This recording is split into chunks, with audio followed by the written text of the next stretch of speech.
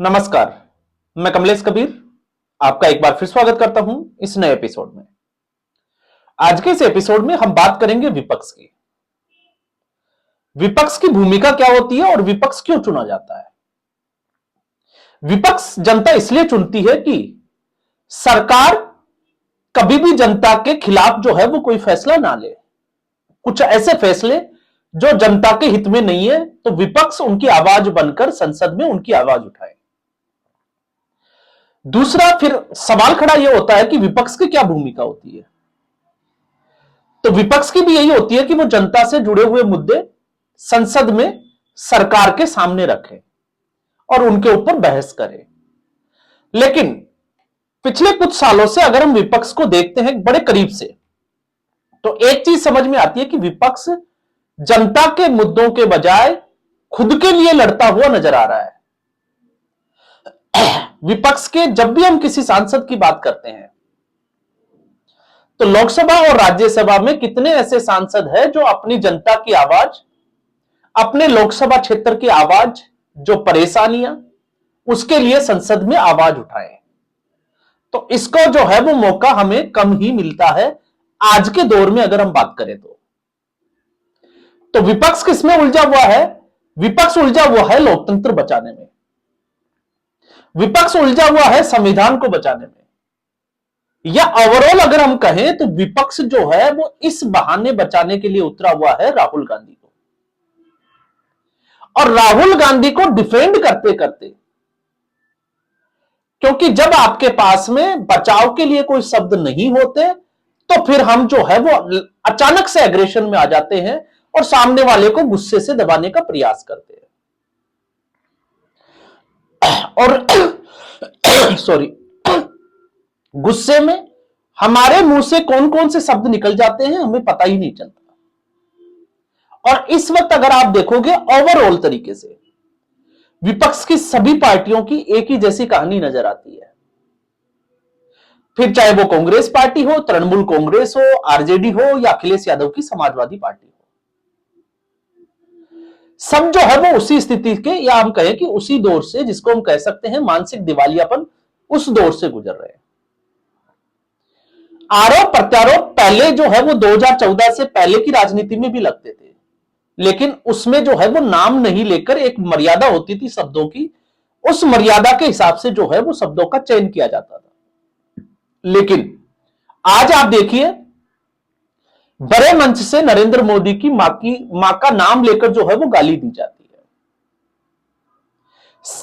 नरेंद्र मोदी को डंडे पड़ेंगे, यह शब्दावली जो है वो उसका इस्तेमाल किया जाता है। नरेंद्र मोदी को तू तड़ाक की भाषा का साथ जो है वो इस्तेमाल किया जाता है। और यह आज की राजनीति में, और इन राजनेताओं को लगता है कि इससे जो है वो युवा लोग जो है वो उनके साथ जुड़ते हुए चले जाएंगे। लेकिन यहां पर यह गलतफहमी जो है वो पूरे विपक्ष को हो रखी है और इसका खामियाजा हर चुनाव दर चुनाव जो है वो विपक्ष भुगत रहा है। तो इस देश में 2 बार के लिए, एक 2014 और दूसरा 2019, जनता ने विपक्ष का कोई साथ नहीं दिया और फिर जनता को लगा कि नहीं, विपक्ष जो है वो भी संसद में मजबूत होना चाहिए। तो 2024 में कांग्रेस पार्टी को 99 सीटें दी और लगा कि अब विपक्ष जो है वो मजबूत होगा। लेकिन इस मजबूत विपक्ष ने जनता के लिए क्या किया, अगर आप उसका आकलन करने बैठोगे तो फिर आपको जो है वो ढूंढने से भी कुछ नहीं मिलेगा। तो विपक्ष ने क्या किया? विपक्ष ने किया स्वतंत्र एजेंसियों को निशाना बनाना, या फिर संविधान के सर्वोच्च पदों पर व्यक्ति जो बैठे हैं उनको किस तरीके से निशाना बनाया जाए। फिर चाहे राष्ट्रपति द्रौपदी मुर्मू को राष्ट्रपत्नी कहा जाना, और फिर जब लगे कि अब फंसते हुए नजर आ रहे हैं तो फिर भाषा और शब्दावली के रूप में जो है वो बचाव करने की प्रक्रिया। मैं बात कर रहा हूं अधीर रंजन चौधरी की। फिर हम आते हैं जगदीप धनखड़, क्योंकि अब जो है वो जगदीप धनखड़ दूसरी बार एक सार्वजनिक मंच पर दिखाई दिए।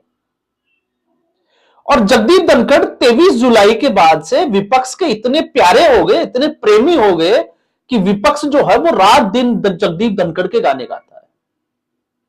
लेकिन जरा 23 जुलाई से पहले अगर हम देखें तो जगदीप धनखड़ और विपक्ष को एक बार मुझे लगता है कि सारे फुटेज जो है वो सोशल मीडिया पर पड़े हैं, हम लोगों को देख लेना चाहिए।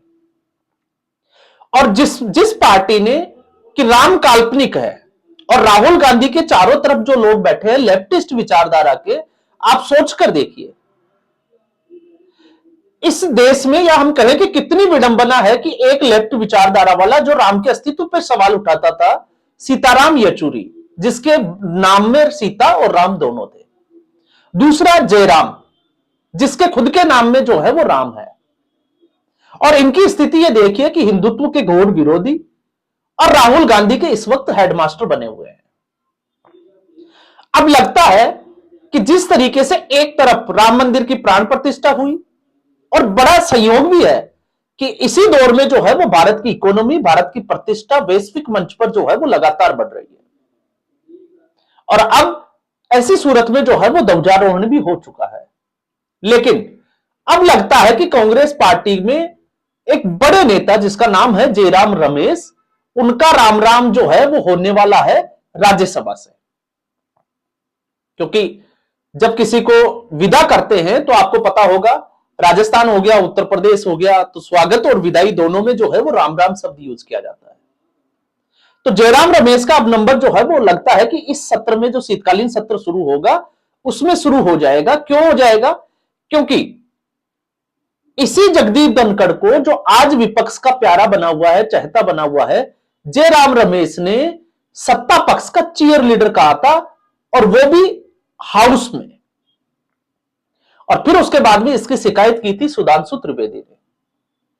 तो फिर उसके बाद प्रिविलेज कमेटी जो है उसकी बैठक हुई, उसमें जो है वो एक कमेटी बनाई गई, उसमें सुनवाई हुई, जयराम रमेश जो है वो खुद पेश भी हुए। और अब लगता है कि जयराम रमेश को राज्यसभा की सांसदी से सस्पेंड भी किया जा सकता है, और मुझे लगता है कि करना भी चाहिए। क्योंकि अकेले जयराम रमेश नहीं है, इस कड़ी में आपको बहुत सारे नेता जो है वो नजर आएंगे। और इनकी मानसिकता आप देखिए जिस तरीके से, क्योंकि आज अगर आप देखोगे तो अयोध्या में जब प्रधानमंत्री नरेंद्र मोदी थे तो उन्होंने एक स्टेटमेंट, एक स्पीच दिया कि हमें गुलामी की मानसिकता से अब बाहर आना चाहिए। और गुलामी की मानसिकता क्या है? सेंट्रल विस्टा जो प्रोजेक्ट था, सबसे पहले इसी विपक्ष ने उसको प्रचारित किया कि ये जो है वो प्रधानमंत्री का घर है। और प्रधानमंत्री ने मिशन मोड पर कोविड के समय में सेंट्रल विस्टा प्रोजेक्ट को कंप्लीट किया, एक नए संसद भवन का निर्माण किया। नए संसद भवन का निर्माण इसलिए कराया गया क्योंकि जनसंख्या बढ़ने के साथ में अब जो है वो डिलिमिटेशन शुरू होगा। दोबारा से जो है वो संसद में सदस्यों की संख्या जो है वो बढ़ाई जा सकती है, या हम सीधे तौर पे कहें कि लोकसभा क्षेत्र जो है वो बढ़ सकते हैं।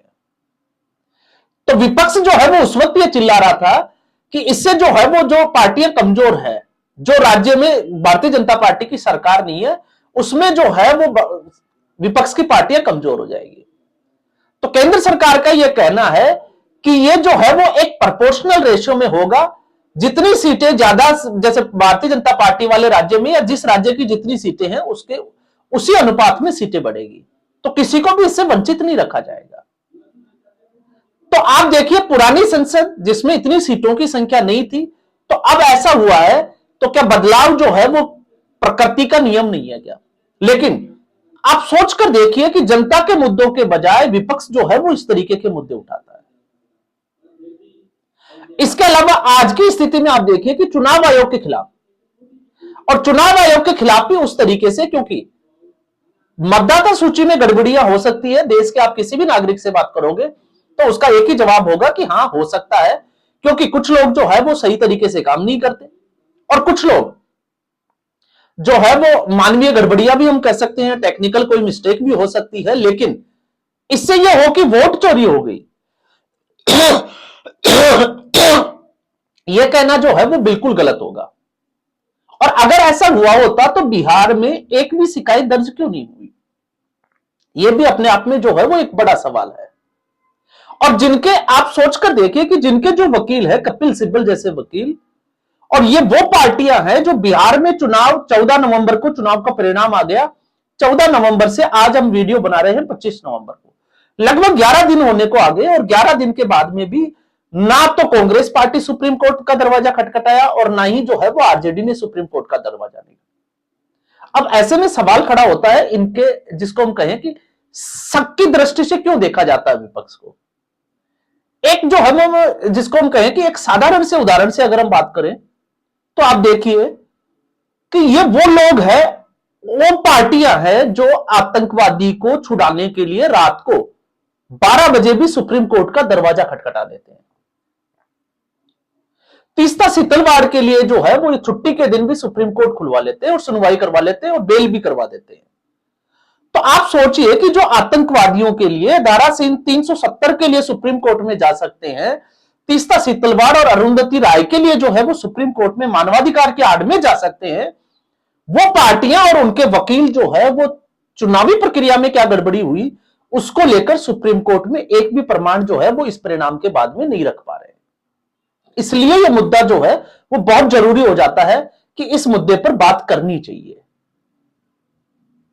और विपक्ष लगातार जो है वो इस बात को नजरअंदाज करते जा रहा है कि जनता का मन और जनता का मूड जो है वो कहां पर है, और जनता के मूड की नासमझी हम कह सकते हैं इसको, और जनता के मन को नहीं पढ़ पाने की वजह से विपक्ष लगातार कमजोर होता जा रहा है और दूसरी तरफ सत्ता पक्ष जो है वो लगातार मजबूत होता जा रहा है। और इस देश में कोई भी आम नागरिक है, अगर आप उससे सवाल पूछोगे वो कभी नहीं चाहेगा, भले ही वो कितनी भारतीय जनता पार्टी का समर्थक हो, फिर भी वो ये कहेगा कि एक मजबूत विपक्ष का होना जरूरी है। लेकिन मजबूत विपक्ष के पास मजबूत नेता का होना जरूरी है।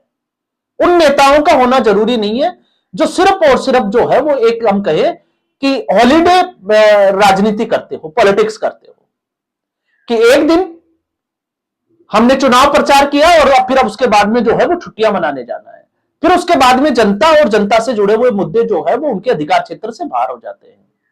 और यही हाल जो है वो इस वक्त भी है।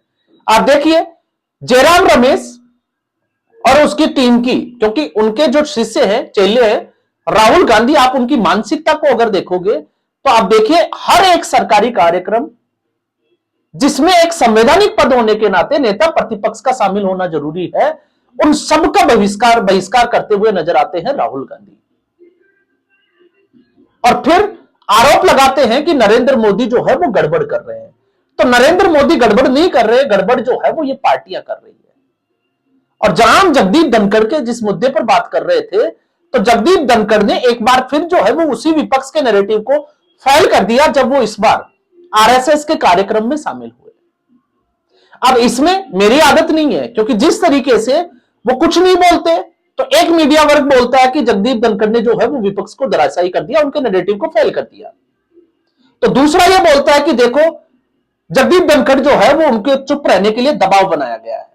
लेकिन अगर सच्चाई और प्रैक्टिकल अगर हम देखते हैं तो जगदीप धनखड़ के केस में विपक्ष का जो रवैया है उससे मैं बिल्कुल भी सहमत नहीं हूं। लेकिन यह बात बिल्कुल जायज तय है कि उस वक्त कुछ तो ऐसा हुआ था जिसे जगदीप धनखड़ को इस्तीफा देना पड़ा। तो जो हवाला दिया गया कि स्वास्थ्य कारणों से इस्तीफा दिया गया, मैं उसमें कतई जो है वो विश्वास नहीं करता। क्यों नहीं करता?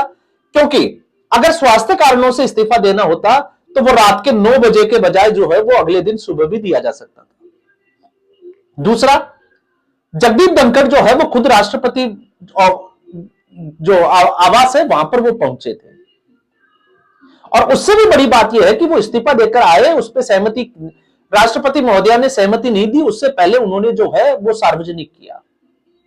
तो कुछ तो ऐसा घटनाक्रम हुआ था जो साफ तौर से इशारा करता है कि उस वक्त जो है वो कुछ ना कुछ अंदर खाने गड़बड़ हुई है।